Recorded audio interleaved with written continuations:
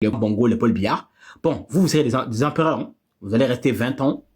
Vous allez assurer l'approvisionnement de la France. De Gaulle l'a dit. Hein. De Gaulle même l'a dit. On est en Afrique pour les matières premières, le pétrole, le gaz, de l'or. Voilà pourquoi on a créé les francs CFA, pour s'accaparer tout ça, pour faciliter l'achat. On protège, on les maintient de l'or là-bas, mais les Français, en contrepartie, tout ce qui est matières premières, les cultures, tout ce qui est le sous-sol, tout ça là. Voilà. Jusqu'à aujourd'hui, le système n'a pas changé, hein. Même s'il y a des concurrents avec les Chinois, les Russes, les Américains, mais avant, c'était la France. C'était l'empire colonial, à l'époque, par excellence. OK? Et ensuite, voilà, le système s'est pérennisé. Chaque année, on fait semblant de faire les élections. Nos dirigeants n'ont pas appris que pour développer un pays, il faut d'abord créer des universités de qualité. Il faut se décoloniser mentalement. Il faut oublier tout ce qu'on a appris. Mensonges, dénigrement, haine de nous-mêmes, hiérarchisation des races, tout ça, qu'on doit effacer dans nos cerveaux et qu'on doit aimer la couleur noire de peau. Avant tout. Comme les Chinois, comme les Arabes. Et ensuite, créer des métiers techniques. Voilà. Qui vont apporter des choses à notre jeunesse.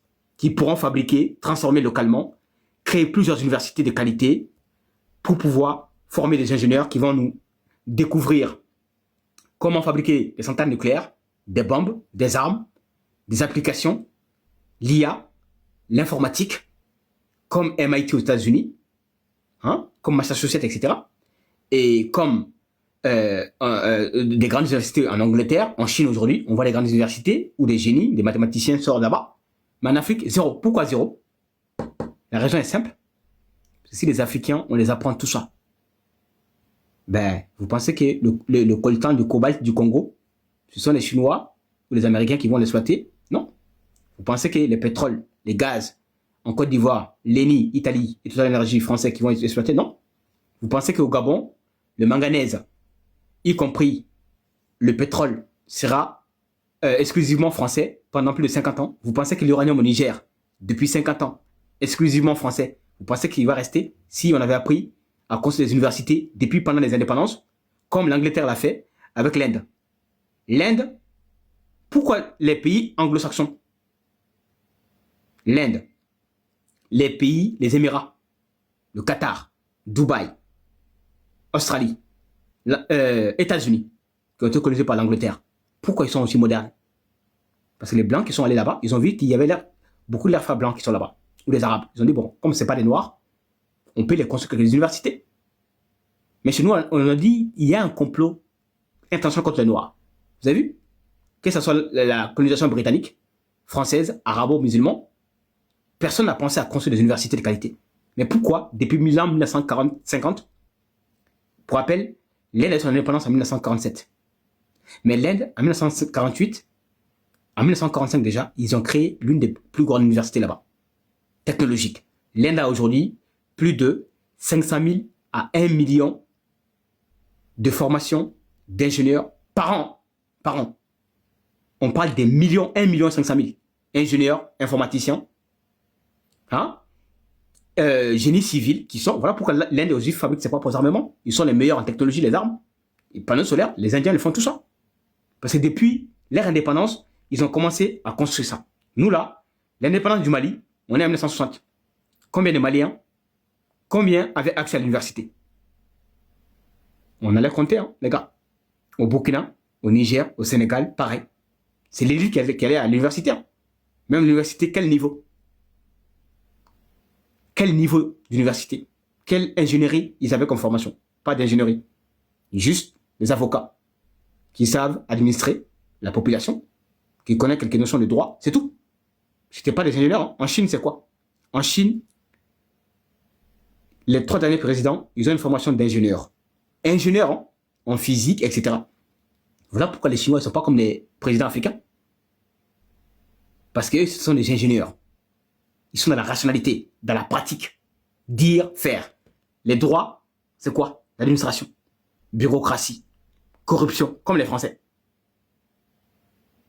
Bon, voilà entre autres quelques secrets qui ont fait que nous sommes là.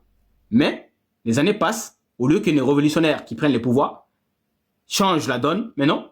Dis-moi, en Afrique, quel président est arrivé et a construit 200 universités de qualité en sciences, en agriculture, en médecine moderne, d'accord? En médecine moderne, y compris en génie civil, physique quantique.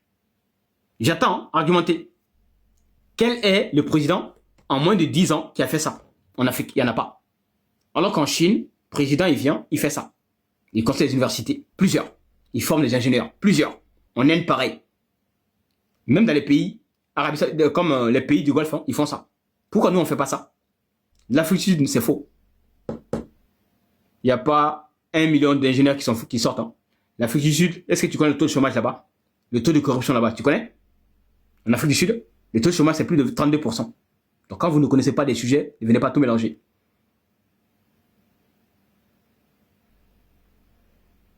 Voilà les Africains, notre tragédie, elle est là. Mais quand on dit la vérité aux Africains, on n'aime pas entendre la vérité. On aime toujours se plaindre. Et aller quémander l'amour.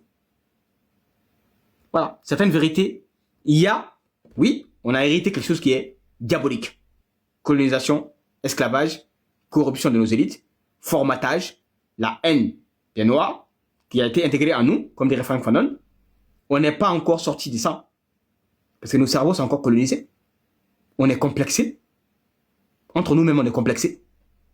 Donc, résultat, tant qu'on n'aura pas réglé ces problèmes-là, reprendre notre vie, notre destin en main, avoir la dignité et fierté d'être noir, bah, posez-vous des questions. Pourquoi les Chinois n'ont pas ce complexe-là? Les Chinois, là, quand ils traitent des contrats, c'est entre eux-mêmes. C'est entre Chinois d'abord. Les marchés, c'est entre Chinois d'abord. C'est pas les Français qui vont avoir le marché devant les Chinois. Jamais. Les Arabes, c'est pareil.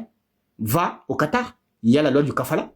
Tu sois américain, tu sois chinois, tu veux créer une entreprise au Qatar. Non, non, non, non. Il y a un Arabe d'abord qui sera ton chef.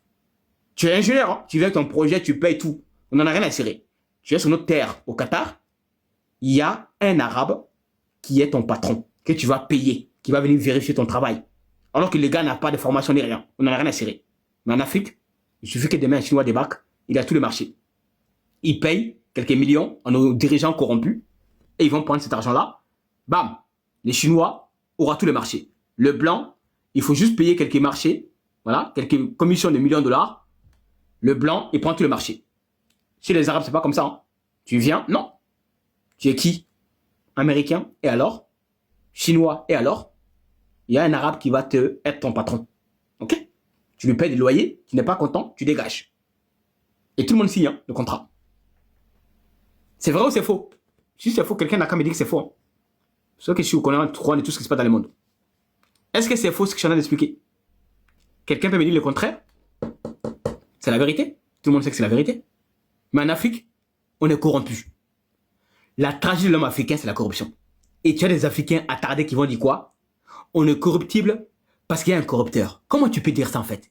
Comment on peut être logique de dire que si nos dirigeants prennent de l'argent pour vendre nos terres, pour brader nos marchés, pour brader nos mines, ils sont capables de dire quoi? Non, parce que c'est l'homme blanc qui est le diable qui nous a corrompus. Ah bon?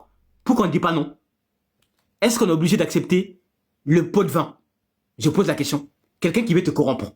Toi, tu es un humain qui a une conscience.